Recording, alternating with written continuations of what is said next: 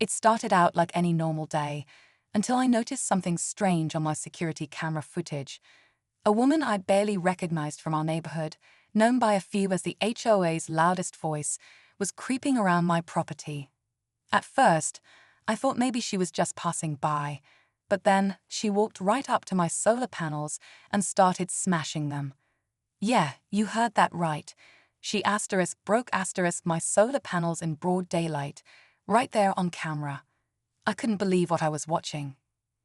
Now, I've had a few run-ins with this so-called HOA Karen before. Nothing too serious, just your usual complaints about lawn length and mailbox color. But this was next level. The crazy part, she actually thought there wouldn't be any consequences. What she didn't know was that I recently installed a new high-res security system. Clear video, full audio, everything. And guess what? It recorded every single second. As I watched the footage, my jaw dropped. I knew I had to do something, but I also had to be smart about it. Reporting someone in the neighborhood can stir up a lot of drama, especially when the HOA is involved. But this wasn't just about me anymore. What she did was way beyond petty. And when the police got involved, well, let's just say she wasn't ready for what came next. So, here's a little backstory, just so you understand how we got here. I moved into this neighborhood about 2 years ago. Quiet place, nice homes, seemed peaceful. But not long after settling in, I started hearing stories about a certain HOA board member who took things a bit too seriously. She'd knock on people's doors about trash cans being out an hour too early, leave notes if your grass was too tall, and even called the city once over someone's choice of exterior paint. That's how folks around here started calling her HOA Karen. My solar panels had been a small victory. After months of paperwork, permits, and back and forth with the HOA, I finally got them approved and installed. They weren't cheap, and they were saving me a ton on my electric bill.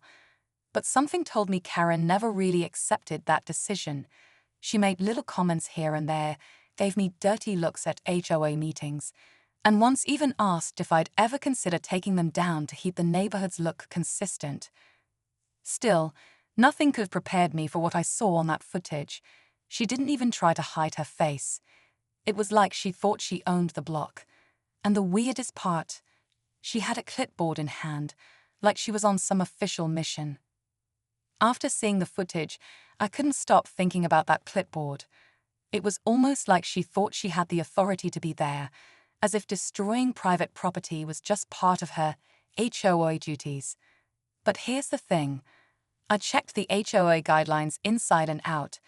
Nowhere did it say anything about members being allowed on private property without permission, let alone vandalizing someone's solar panels.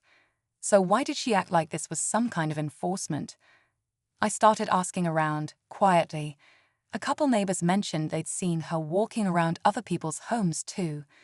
One guy down the street told me she'd scolded him for having a non-regulation patio chair. Another neighbor, who just had solar panels installed a few months before me, said she received 3 anonymous complaints right after they went up. Guess who's been leading the complaints committee for the past year? Yep. The deeper I looked, the more I realized this wasn't just about my solar panels. There was something going on beneath the surface. Karen wasn't just a nosy neighbor. She was using the HOA as her personal tool to control the block. And now, with my security footage as proof, it looked like she may have finally crossed the line. But I still had questions. Was she acting alone? Or was someone else backing her up? At this point, I knew I couldn't just sit back. The damage to the solar panels was bad. Cracks across 2 of them, wiring pulled out, pieces scattered on the ground like it was no big deal. And with the security footage clearly showing her doing it, I figured it would be an open and shut case. But something kept nagging at me. If she was bold enough to do this in broad daylight, clipboard in hand, was it possible she thought she was protected somehow? I decided to attend the next HOA meeting, just to get a read on the room. I didn't say anything at first, just watched. And sure enough, Karen was right there at the front, acting like nothing had happened, smiling, talking about keeping property values high and enforcing visual standards. It was surreal. Then, about halfway through the meeting, she mentioned something about reviewing unauthorized solar panel installations. My heart started pounding. They didn't seem fully convinced at first, but when I mentioned the HOA conflicts and showed the timeline of harassment, things shifted. They agreed to investigate. That's when Karen started acting strange. She stopped patrolling the street, avoided eye contact, and even cancelled the HOA meeting that she never missed. And then the truck came back. When that same truck rolled back into the neighborhood, my heart just dropped. It was broad daylight this time, and it parked right in front of my house like it had every right to be there. I rushed to the window and started recording on my phone. The driver stepped out, saying hoodie, saying build, but this time, something was different. He wasn't heading for my car. He walked straight up to Karen's house. That's when the twist hit me. What if Karen didn't act alone? He knocked twice, and sure enough, Karen opened the door. She glanced around, then let him in like they'd done this a dozen times. That was all I needed. I sent the video straight to the officer handling my case, along with a timestamp. Suddenly, this wasn't just property damage, it was a planned act. Conspiracy. And now, with video proof connecting her to the guy driving the truck, things were spiraling fast. But the strangest part? Later that evening, the guy came out alone and dumped a stack of papers into Karen's outdoor trash bin. I waited till dark and I pulled them out. Half-burned rental receipts, printed HOA complaint forms, and a list of houses, mine included, with notes scribbled next to them like non-compliant and watch.